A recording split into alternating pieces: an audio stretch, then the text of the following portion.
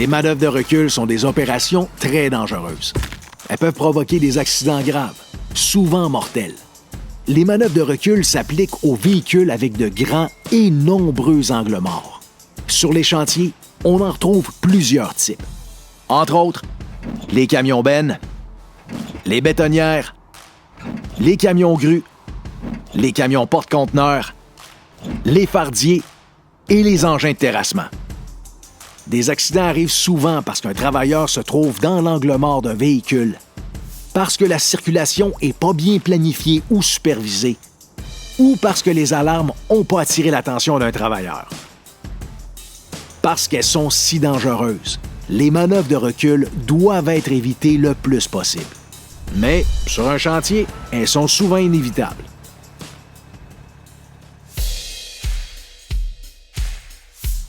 Quand une manœuvre de recul est nécessaire, elle doit se faire dans une zone réservée aux manœuvres de recul. C'est ce qu'on appelle l'aire de recul.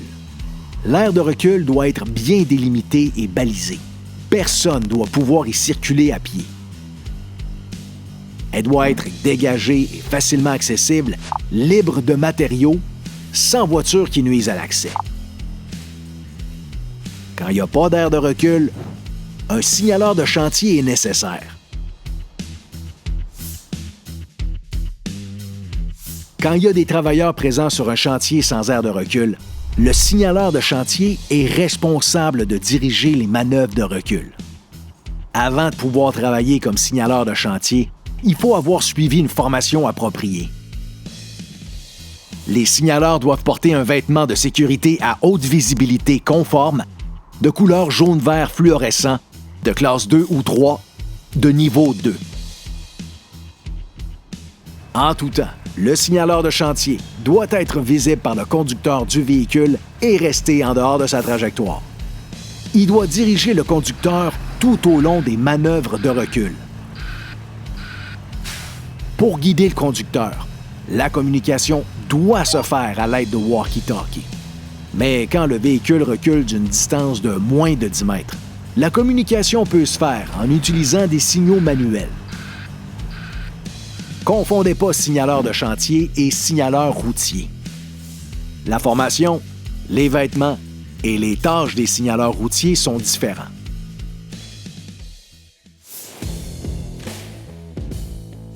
La majorité des véhicules automoteurs doivent être munis d'une alarme de recul automatique. L'alarme, c'est-à-dire le dispositif qui émet le son, doit être visible à l'arrière du véhicule et doit pointer vers l'arrière. Si on l'accroche pendant les travaux, il faut le remplacer pour qu'il soit orienté correctement. Les alarmes de recul doivent répondre à des normes spécifiques. Le niveau du signal sonore ne doit pas être trop faible. Même dans le bruit, il doit attirer l'attention à une distance qui nous donne assez de temps pour réagir et s'écarter du trajet du véhicule. C'est la responsabilité du maître d'œuvre de planifier la circulation des véhicules de manière à restreindre les manœuvres de recul. Quand une aire de recul est nécessaire, il faut toujours réduire la distance de recul le plus possible. Il faut aussi faciliter les manœuvres à l'aide de signalisation claire et un accès facile. Et si jamais il n'y a pas d'aire de recul, souvenez-vous qu'il est interdit d'amorcer une manœuvre de recul sans l'aide d'un signaleur de chantier. N'oubliez pas que, peu importe le risque, ça commence par une bonne planification. Si vous avez des questions ou avez besoin d'aide, les conseillers de la PCHQ sont là pour vous aider.